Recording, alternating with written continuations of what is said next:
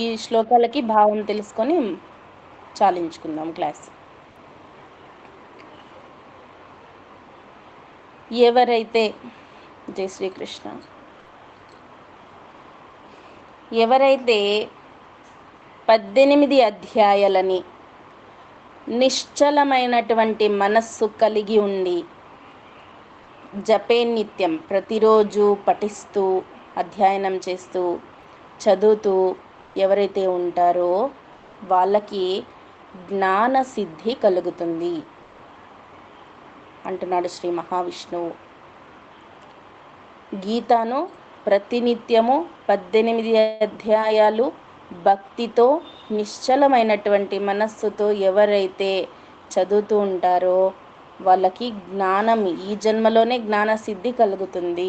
ఒకే జన్మలోనే, ఈ మానవ జన్మలోనే జ్ఞాన సిద్ధి కలుగుతుంది.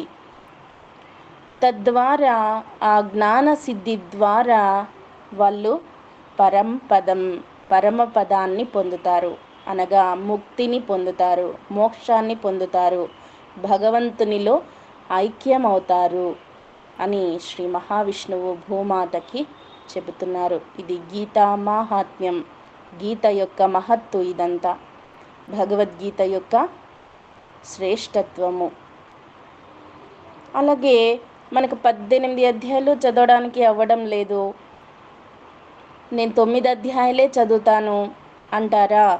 సరే, 9 అధ్యాయాలే చదవండి. దానికి ఫలితం ఏంటో తెలుసా? గోదానజం పుణ్యం.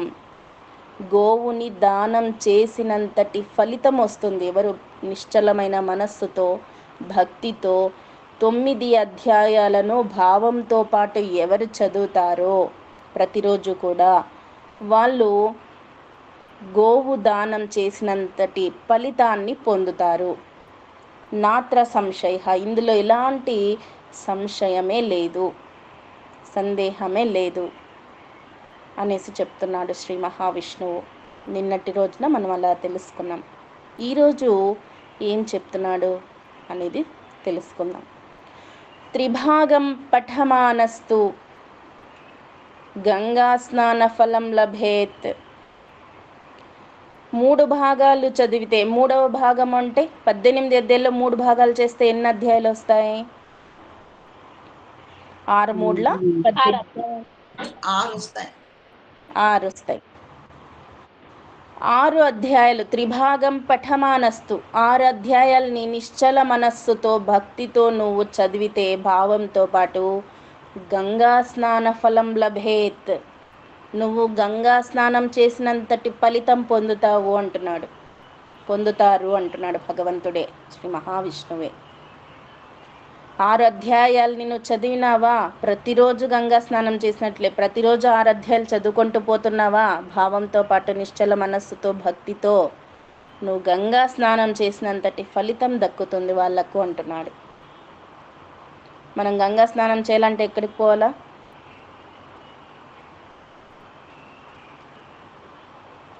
కాశీ వెళ్ళాలి, నదికి పోవాలా, లేకంటే చెరువుకి పోవాలా, బావికి వెళ్ళాలా?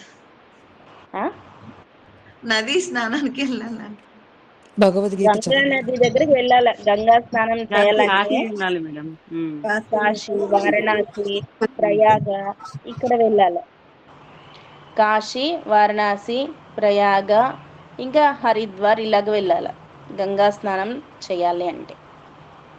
అక్కడికి వెళ్ళాలంటే ఎంత ఖర్చు వస్తుంది మనకు? దాదాపుగా 30,000 నుండి 50,000 పడుతుందా?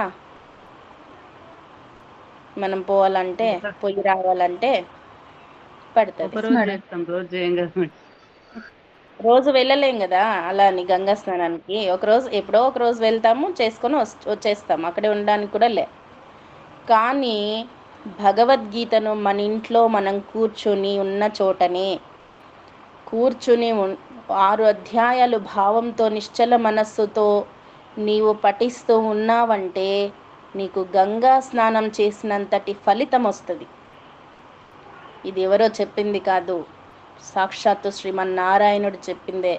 నమ్మి తీరాలి, విశ్వసించి తీరాలంతే. దీనికి ఇంకో సందేహం పెట్టుకొనే కూడదు.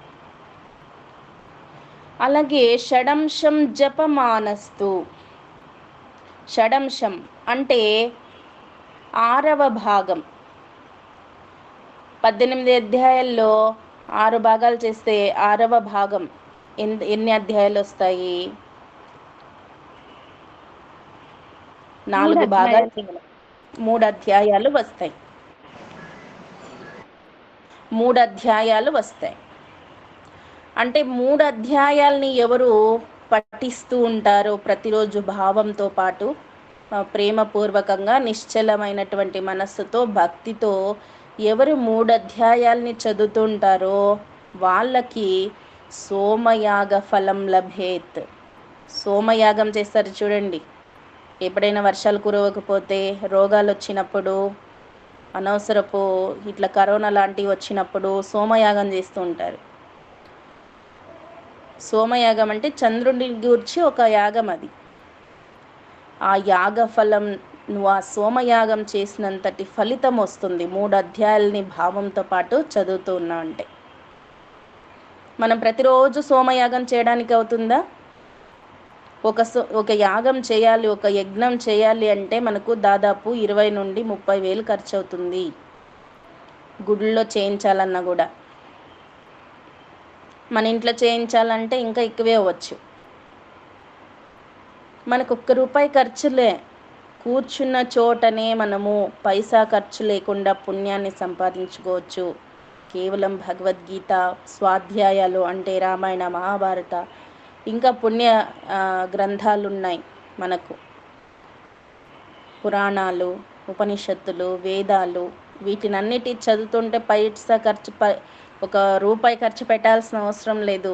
పుణ్యాన్ని ఎంతటినో పోగు చేసుకోవచ్చు. అదే భగవద్గీతను చదివితే సోమయాగ ఫలం, గంగా స్నాన ఫలం, గోదాన ఫలం, అలాగే జ్ఞాన సిద్ధి మనకి ఎక్కడి నుంచి దొరుకుతాయి ఇవన్నీ? ఎంత టైం తీసుకుంటుంది 3 అధ్యాయాలు చదవడానికి అంటే? 1/2 అవర్ లేదా ఒక 45 నిమిషాలు. గంట కూడా పట్టదు, గంట కూడా అవ్వదు. అర్ధ గంట ఉంటే చాలు 3 అధ్యాయాలు చదువుకోవడానికి. అర్ధ గంటలో నీకు సోమయాగ ఫలం చేసిన ఫలితం వస్తుంది. ఎక్కడైనా ఏ గ్రంథంలోనైనా చెప్పారా ఇలాగా ఇంత ఫలితం వస్తుంది, ఈ ఫలితం వస్తుంది అని? మన భగవద్గీతలో మాత్రమే ఇది వచ్చింది. ఇది గీత యొక్క మహాత్మ్యం. ఇది భగవద్గీత యొక్క మహాత్మ్యం కాబట్టి ఇది అందరూ మనసులో పెట్టుకొని ఆచరణలో పెట్టుకోవాల్సిన అవసరం అయితే ఉంది. అలాగే ఇవే కాకుండా ఏకాధ్యాయం తు యోన్నిత్యం పఠతే భక్తి సంయుతః. ఏకాధ్యాయం, ఒక అధ్యాయం. ఏకాధ్యాయం తు యోన్నిత్యం, ప్రతిదినము పఠతే, ఎవరైతే చదువుతారో. ఎలాగా? భక్తి సంయుతః, భక్తితో కూడి ప్రతినిత్యము ఒక అధ్యాయాన్ని భావంతో పాటు ఎవరైతే పఠిస్తూ ఉంటారో వాళ్లకు రుద్రలోకం అవాప్నోతి, రుద్రలోకం లభిస్తుందంట. రుద్రలోకాన్ని పొంది గణోభూత్వా వసేచ్చిరం. ఒక ప్రమథ గణాలు ఉంటాయి చూడండి రుద్రలోకంలో. శివయ్య వెనకాల ఉండే ప్రమథ గణాలు ఉంటాయి, కైలాసంలో నివసిస్తూ ఉంటారు వాళ్ళు. ఆ రుద్రగణాల్లో ఒకడై చిరకాలం వసిస్తారు. అక్కడే రుద్రలోకంలోనే చిరకాలం అక్కడే వసిస్తారంట. ప్రతిరోజు ఒక అధ్యాయము భగవద్గీత భక్తి సంయుతంగా చదివితే మనం చనిపోయినాక రుద్రలోకం చేరుకున్న తర్వాత ఆ ప్రమథ గణాల్లో ఒకరిమై చిరకాలం అక్కడే ఉండిపోతాం, రుద్రలోకం పొందుతామని చెప్తున్నారు. ప్రతిరోజు ఒక అధ్యాయం చదివితే. అది ఎలాగా? భక్తి సంయుత, భక్తిగా చదవాలి. అలాగే సరే, ఇది కూడా అవడంలే మీకు. అధ్యాయం శ్లోకపాదం వా, ఒక అధ్యాయంలో శ్లోకపాదం వా నిత్యం యః పఠతే నరః, ఏ నరుడైతే ఎవడైతే ఒక అధ్యాయంలోని 4వ భాగాన్ని అంటే ఇప్పుడు ఒక అధ్యాయంలో 20 శ్లోకాలు ఉన్నాయనుకోండి, 20 శ్లోకాలు ఉన్నాయనుకోండి, 20 శ్లోకాల్లో 4 భాగాలు చేస్తే ఎన్ని శ్లోకాలు వస్తాయి? 5 శ్లోకాలు. 5 శ్లోకాలు వస్తాయి. ఈ 5 శ్లోకాలనైనా సరే ఎవరు నిత్యం పారాయణ చేయునో అతనికి సయాతి నరతాం యావన్మను కాలం వసుంధరే, అతడు ఒక మన్వంతర కాలం ఉత్తమమైనటువంటి మానవ జన్మని పొందుతాడు అంటున్నాడు భగవంతుడు. ఒక అధ్యాయం తీసుకో, 40 ఉంటే దాంట్లో 4 భాగాలు చేయాలి. 40 శ్లోకాలు ఉంటే 4 భాగాలు, 10 శ్లోకాలు వస్తాయి. 10 శ్లోకాలైనా సరే ప్రతిరోజు నీకు ఎన్ని శ్లోకాలు అవుతాయి అన్ని శ్లోకాలైనా చదువు. ఒక అధ్యాయంలో అర్ధం శ్లోకాలు చదివితే 4వ భాగం చదివినా సరే వాళ్ళకి ఒక మన్వంతరం కాలంలో, ఒక మన్వంతరము అంటే ఒక కృతయుగము, త్రేతాయుగము, ద్వాపరయుగము, కలియుగము, ఈ 4 యుగాలు కలిసి ఒక మన్వంతరం. గుర్తుపెట్టుకోండి, కృతయుగము, త్రేతాయుగము, ద్వాపరయుగము, కలియుగము, ఈ 4 యుగాలు కలిపి ఒక మన్వంతరం, ఒక మన్వంతరం. మళ్ళీ నెక్స్ట్ ఈ మన్వంతరం పేరేంటి? ఇప్పుడు మనం ఉన్న మన్వంతరం పేరేంటి? కలియుగం, వైవస్వత మన్వంతరం. వెరీ గుడ్, వైవస్వత మన్వంతరం. ఇది కలియుగమే కానీ వైవస్వత మన్వంతరంలో మనం ఉన్నాము. ఇప్పుడు కలియుగం అయిపోయింది అనుకోండి, మన్వంతరం అయిపోతుంది, మళ్ళా కృతయుగం వస్తుంది, త్రేతాయుగం వస్తుంది, ద్వాపరయుగం వస్తుంది, మళ్ళీ కలియుగం వస్తుంది. అది మన్వంతరం, ఇంకో మన్వంతరం. ఇప్పుడు మనము వైవస్వత మన్వంతరంలో ఉన్నాం. ఈ 4 యుగాల్లోనూ అతను మనిషిగా జన్మిస్తాడు, మానవ జన్మనే పొందుతాడు అంటున్నాడు భగవంతుడు. ఎంత ప్రభావం ఉంటుంది చూడండి భగవద్గీత, ఎంతటి మాహాత్మ్యం కలగది. మనం అదే అర్థం చేసుకోవాలి భగవద్గీతను. ఎంతటి మాహాత్మ్యం ఉంటే నువ్వు ఒక అధ్యాయంలో 4వ భాగం చదివినా నీకు ఈ మన్వంతర కాలం అంతా మానవ జన్మే వస్తుంది అని చెప్తుంది. ఎంత గ్రేట్ కదా భగవద్గీత. ఎందుకంటే సాక్షాత్తు శ్రీకృష్ణుని నోటి వెంట నుండి వెళ్ళబడినటువంటిది ఈ గీతామాత. మనకు జ్ఞాన సిద్ధిని కలగజేసి ఆ తండ్రిని పొందే అవకాశం చేసిస్తోంది భగవద్గీత మనకు. ఎంత మనము ఈ భగవద్గీతను గౌరవించాలి అంటే, ఎంత మనము ఈ భగవద్గీతను తెలుసుకోవాలి అంటే, ఎంత ఈ భగవద్గీతకు మనం విలువను ఇస్తూ పోవాలి అంటే, మన జీవితము ఉన్నంత వరకు కృతజ్ఞతతో ఉండాలి భగవద్గీతకు. వినయ విధేయతలతో ఆ భగవద్గీత మాతను ప్రతిరోజు చదువుతూ ఆచరిస్తూ మనము ఆ కృతజ్ఞతా భావాన్ని చాటుకోవాలి భగవద్గీత మాతకు. మనల్ని భగవంతునికి దగ్గర చేసేదే ఏకైక మార్గము. వేరే ఉన్నాయి, అన్నీ పట్టుబడతాయని చెప్పలేము. నువ్వు భాగవతం చదివావు అన్నీ గుర్తుంటాయా? రామాయణం చదివావు అన్నీ గుర్తుంటాయా? మహాభారతం చదివినావు అన్నీ గుర్తుంటున్నాయా చదివిన వెంటనే? అవన్నీ చదవకపోయినా భగవద్గీత ఒకటి చదువు చాలు అంటోంది మన సనాతన ధర్మం. ఇదొక్కటి ప్రతినిత్యం పారాయణం చేస్తూ అర్థం చేసుకుంటూ దాన్ని ఆచరణలో పెట్టుకుంటూ పోయినా అంటే నీకు జ్ఞానసిద్ధి కలుగుతుంది. తద్వారా వెంటనే నీకు భగవంతుని పరమపదాన్ని ప్రసాదిస్తుంది, భగవంతునిలో ఐక్యం చేస్తుంది అంటున్నాడు శ్రీ మహావిష్ణువే. అవన్నీ మనకు అవసరం లేదు. భగవద్గీతను ఒక్కటి మనసుకు వేసుకొని బాగా నేర్చుకొని 10 మందికి నేర్పిస్తూ భగవద్గీతలో ఏముందో విచారణ చేసుకుంటూ మనలో మనమే చర్చించుకుంటూ ఎప్పుడు చూసినా చదువుతూ దాన్ని నలుగురికి బోధిస్తూ మన జీవితాన్ని సార్థకం చేసుకోవచ్చు. అంతేకాకుండా ఎక్కడ భగవద్గీత చదువుతున్నారో సర్వే దేవాశ్చరుషయో యోగిన పన్నగాశ్చయే గోపాల గోపికా వాపి నారదోద్ధవ పార్షదైః సహాయో జాయతే శీఘ్రం ఎత్ర గీతా ప్రవర్తతే. అలాగే ప్రయాగాది తీర్థాలన్నీ కూడా వస్తాయి. సర్వదేవతలు, యోగులు, మునులు, ఋషులు, నాగులు, గోపాలకులు, గోపికలు, నారదోద్ధవ లాంటి మహర్షులందరూ కూడా ఆ గీతా పాట ఎక్కడ జరుగుతూ ఉంటుందో అక్కడ వచ్చేస్తారంట. వాళ్ళు కూడా వినాలని ఆతృత పడుతూ ఉంటారంట. ఈ గీతను మరలా మరలా మరలా మరలా వినాలి అని అనుకుని ఎక్కడ గీత ప్రవర్తిల్లుతూ ఉంటుందో అక్కడ ప్రత్యక్షమైపోతుంటారు. మనకి ఏదైనా అర్థం కాకపోయినా వాళ్ళు అతి శీఘ్రంగా, సహాయో జాయతే శీఘ్రం, వెంటనే శీఘ్రంగా త్వరగా వాళ్ళు మనకు అర్థమయ్యే విధంగా ప్రతిరోజు మనం చదువుతూ చదువుతూ చదువుతూ అదే ధ్యాసలో ఉన్నామంటే ఆ దేవతలే మనకి ఎంతో సహాయం చేసి తొందరగా మనకు ఆ భగవద్గీత అనేది, ఆ జ్ఞానం తెలిసి వచ్చేలా చేస్తారు, బాగా చదివేలా చేస్తారు. ఎంత ఇంకా తీర్థాలన్నీ, సర్వ తీర్థాలు మన ఇంట్లోనే మన దగ్గరే ఉంటాయి భగవద్గీత చదువుతున్నాం కాబట్టి. గోదానం చేసిన ఫలితము, సోమయాగం గంగా స్నానం చేసిన ఫలితము, రుద్రలోకం పొందేటువంటి అర్హత అన్నీ కూడా మనకు గీత ప్రసాదిస్తుంది. ఇంకేం కావాలి మనకు మానవ జన్మకు? ఇక్కడ ఏముంటుంది మేడం? ఇక్కడే కదా మేడం సంపదలు, ఆరోగ్యాలు అన్నీ బాగుంటాయి, హ్యాపీగా ఉండొచ్చు కదా, అవి కూడా వస్తాయి. నీకు ఇవన్నీ సిద్ధిస్తున్నాయంటే అది రాదా చెప్పండి? ఇవన్నీ సిద్ధిస్తున్నాయి. గంగా స్నానం, గోదాన ఫలము, సోమయాగ ఫలము, రుద్రలోకం పొందే అవకాశం, ఇవన్నీ వస్తున్నాయంటే ఇహసుఖాలు, ఇంకా ఇహసుఖాలు, ఇహలోక సుఖాలు ఒక చెప్పాలా? రావు అని, వస్తాయి అని ప్రత్యేకంగా చెప్పాలా?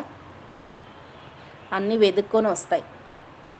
కేవలం నువ్వు చేయాల్సిందల్లా భగవంతుణ్ణి శరణాగతి అయ్యి ఆయన ఏం చెప్పాడో ఆ విధంగా నడుచుకుంటూ, చదువుకుంటూ, నేర్చుకుంటూ, నేర్పిస్తూ వెళ్ళడమే మనం చేయాల్సిన పని. అదే అన్యథా శరణం నాస్తి త్వమేవ నాస్తి కించన తస్మాత్ కారుణ్య భావేన రక్ష రక్ష జనార్దన, రక్ష రక్ష జనార్దన అని. నాకెవరు లేరు, నాకు శరణాగతి అయ్యి ఇంకే దిక్కు లేదు స్వామి, నువ్వే నాకు దిక్కు.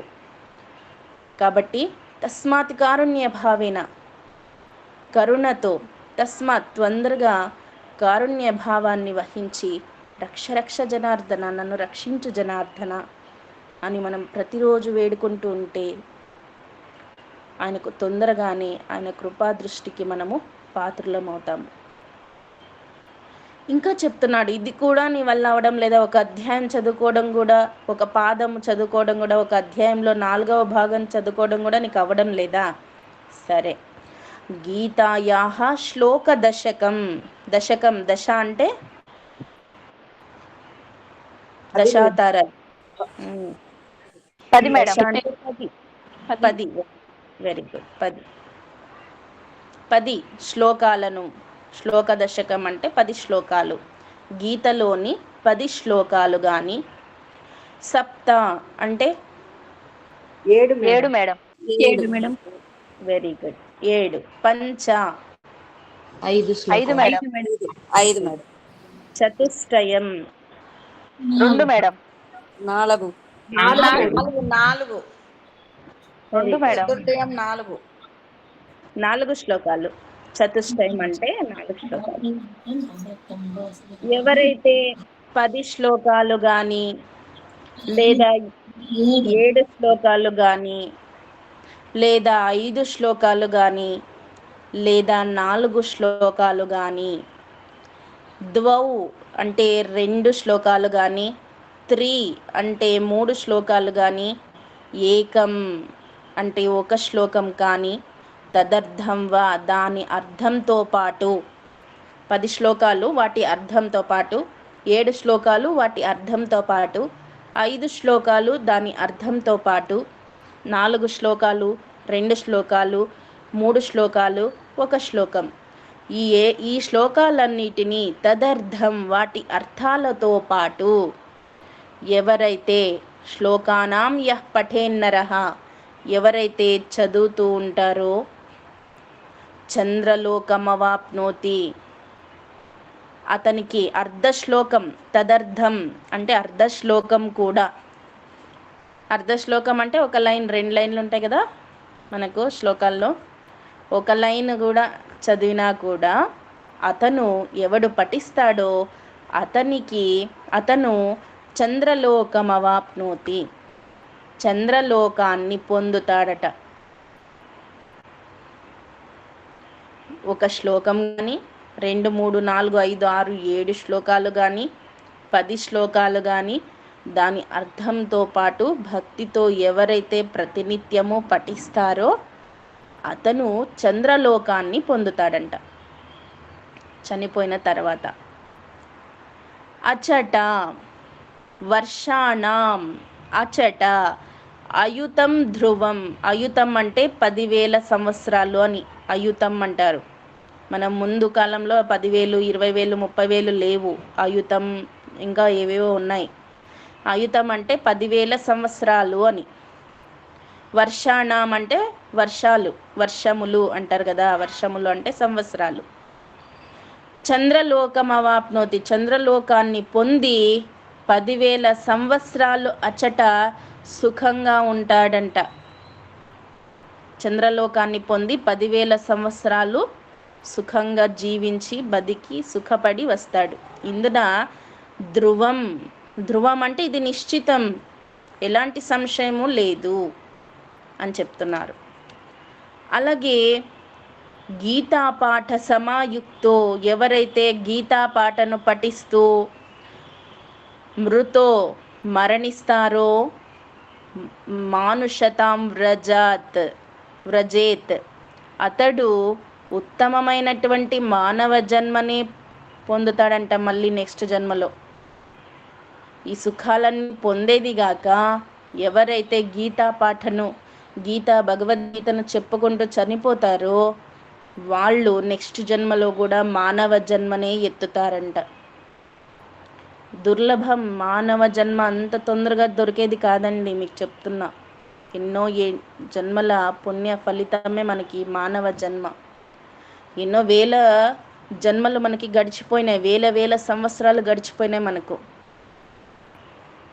సంచిత కర్మల్ని ఎన్నో కూడబెట్టుకొని ఉన్నాము మనము. ఆ జన్మల్లో, ఆయా జన్మల్లో ఎన్నో కర్మల్ని, పాపాలని, పుణ్యాల్ని, పాపపుణ్యం మిశ్రమాల్ని, అంటే చెడు ఉంటుంది, మంచి ఉంటుంది, పుణ్యం ఉంటుంది, పాపం ఉంటుంది, అలాంటి పనులు కూడా చేస్తాం మనం. అలాంటివన్నీ కూడా జరిగి మనం ఎన్నో కూడబెట్టుకొని ఉన్నాం, కూడబెట్టేసినాం. వాటినన్నిటినీ అనుభవించాలి అంటే మానవ జన్మ రాదు మనకు. ఏదో పుణ్యం చేసుకుని ఉంటేనే, ఇప్పుడు 100%లో 60% మంచి పని చేసుకుని ఉంటేనే మనం మానవ జన్మ లభించేది మనకు. అంటే 50-50 వచ్చినా కూడా ఏదై పుడతామో కూడా తెలియదు మనకు. కుక్కో, నక్కో, పిల్లో, చీమో, దోమో ఏదైనా అయ్యి పుట్టొచ్చు, చెప్పలేం ఇదే అవుతామని. ఇవన్నీ అయ్యి పుట్టడం వల్ల ప్రయోజనం లేదు, భగవంతుణ్ణి తెలుసుకోలేము. ఆహారం, నిద్ర, మైథునం చ, ఇవన్నీ కూడా భయము, ఆహారము, నిద్ర, మిథునము అంటే భార్యాభర్తల సంగమం, ఇవన్నీ అన్ని జీవుల్లోనూ సమానమే. కానీ జ్ఞానం అనేది అధికో విశేష, నరాణం జ్ఞానో అధికో విశేష. జ్ఞానం అనేది నరులలో అధికమైనటువంటి విశేషం కలిగి ఉంటుంది. ఈ జ్ఞానే హీనః, ఈ జ్ఞానం లేకపోతే మనం కూడా పశువులతో సమానమే, మనం కూడా మామూలు జీవులతో సమానమే, అంతే కదా.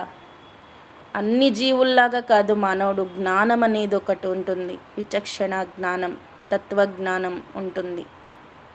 ఆ జ్ఞానం వల్లనే భగవంతుణ్ణి పడేయగలుగుతాం, అంటే ఆయన్ని పొందగలుగుతాం.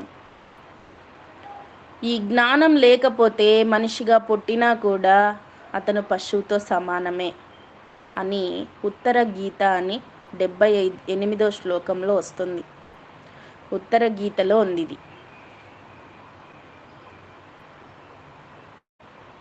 ఇలాగా మన మనిషి జన్మ తొందరగా దొరుకుతుంది, చాలా ఈజీగా దొరుకుతుంది అని భావించకండి. ఎంతో పుణ్యం మనం కూడబెట్టుకొని ఉంటేనే దుర్లభమైనటువంటి, సులభంగా దొరకనటువంటి ఈ మానవ జన్మ మనకు లభించింది. ఆ భగవంతుని దయ వలన భగవద్గీత కూడా మన చేతుల్లో పడింది. దీన్ని ఎంతలా సద్వినియోగం చేసుకుంటారో వాళ్ళ విచక్షణకే వదిలేస్తున్నాను. సద్వినియోగం చేసుకోవాలి. అందరూ కూడా దీన్ని సద్వినియోగం చేసుకున్న వాళ్ళే బుద్ధిమంతులవుతారు. చంద్రలోకాన్ని పొంది అచ్చట 10,000 సంవత్సరాలు సుఖంగా ఉండి వస్తారు. మళ్ళీ భూమిపైకి వస్తారు, కానీ 10,000 సంవత్సరాలు సుఖంగా ఉంటారు చంద్రలోకంలో. అంతేకాకుండా ఎవరైతే గీతను పఠిస్తూ, భగవద్గీతను పఠిస్తూ చనిపోతారో వాళ్ళు నెక్స్ట్ జన్మలో కూడా మానవ జన్మనే ఎత్తుతారు. అలాగే ఇంకా చెప్తున్నారు ఏమని, గీతాభ్యాసం పునఃకృత్వ. అట్లా అతడు గీతను చదువుతూ చనిపోతాడు కదా, అతడు మానవుడై జన్మిస్తాడన్నారు కదా. అతడు మానవుడై జన్మించి గీతాభ్యాసం పునఃకృత్వ, మరలా గీతాభ్యాసాన్ని గావిస్తాడు. మరలా భగవద్గీతను తీసుకుంటాడు చేతికి. ఇప్పుడు మనం కూడా ఏ జన్మలోనో పట్టుకున్నాం కాబట్టి మనకు భగవద్గీత మన చేతికి వచ్చింది. అది ఎప్పుడు ప్రాప్తించాలో అప్పుడు ప్రాప్తిస్తుంది మనకు కూడా. అలాగే ఏ మానవుడైతే గీతను పఠిస్తూ చనిపోతాడో అతడు మరలా జన్మలో మానవుడై పుట్టి మళ్ళీ గీతాభ్యాసాన్ని చేస్తాడు. అలాగే లభతే ముక్తిముత్తమాం, ఉత్తమమైనటువంటి మోక్షాన్ని పొందుతాడు అంటున్నాడు భగవంతుడు. ఉత్తమమైనటువంటి మోక్షాన్ని పొందుతాడు. అలాగే గీతేత్యుచ్చార సంయుక్తో మ్రియమాణో గతిం లభేత్. గీత అని ఉచ్చరిస్తూ ప్రాణములను విడిచినవాడు సద్గతిని పొందుతాడు. గతిం లభేత్. సద్గతి అంటే ఉత్తమమైనటువంటి గతి పొందుతాడు. అంటే మానవ జన్మ కావచ్చు, ఉత్కృష్టమైనటువంటిది ఇది మానవ జన్మ. అలాగే దేవతల్లో కూడా పుడతారు. మీకు తెలుసో లేదో, పుణ్యం ఎక్కువ చేసుకొని ఉంటే నెక్స్ట్ జన్మలో దేవతలే పుడతారంట. అలాగే భగవంతుని యొక్క ఆరాధనలో గడిపే గురువుల పరంపర ఉన్న ఇండ్లల్లో కానీ, మంచి శ్రీమంతుల ఇండ్లల్లో కానీ పుడతారు. అలాగే మనం భగవద్గీత ఇప్పుడు చదివినాం కాబట్టి నెక్స్ట్ జన్మలో కూడా ఎంతటి గొప్ప వాళ్ళ ఇంట్లో పుట్టినప్పటికీ భగవద్గీత యందు మక్కువ అట్లనే ఉండి ఆ భగవద్గీతను చదవడానికి ఆసక్తిని చూపి వాళ్ళు ఇదే మార్గంలోకే, భగవద్గీత మార్గంలోకే వచ్చేస్తారంట. ఎంత బాగుంది కదా వినడానికి కూడా. ఇంతటి గొప్పది భగవద్గీత.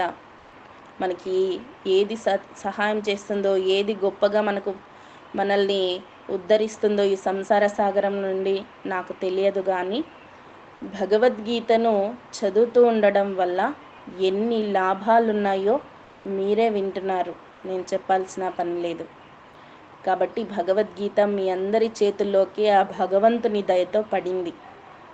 దీన్ని పూర్తిగా నేర్చుకొని దాంట్లో ఏం చెప్పారో తెలుసుకొని, ఇంకా భగవంతుడు ఏ విధంగా మనకు సందేశాలని మనకు చూపాడో, అలాగే ఏ దారి చూపాడో, భక్తుడు ఎలా ఉండాలో, ఎలా ఉండకూడదో, మనిషి ఎలా జీవించాలో, ఎలా జీవించకూడదో, ఏది శ్రేష్టమైందో, ఏది అపవిత్రమైనదో, ఏది అవసరం లేనిదో, ఏది అవసరమైనదో అన్నీ భగవద్గీతలో వస్తాయి. ముందు అన్నిటినీ మీరందరూ తెలుసుకొని భగవద్గీతను బాగా చదివే విధంగా అందరూ తయారవ్వాలని ఆ శ్రీకృష్ణ పరమాత్మని మనసారా కోరుకుంటూ, మీరందరూ కూడా దృఢ సంకల్పంతో ఈ 18 అధ్యాయాలను నేర్చుకునే విధంగా భగవంతుడు మీకు అనుగ్రహించాలని కోరుకుంటూ ఇంతటితో ముక్తాయం చేస్తాను.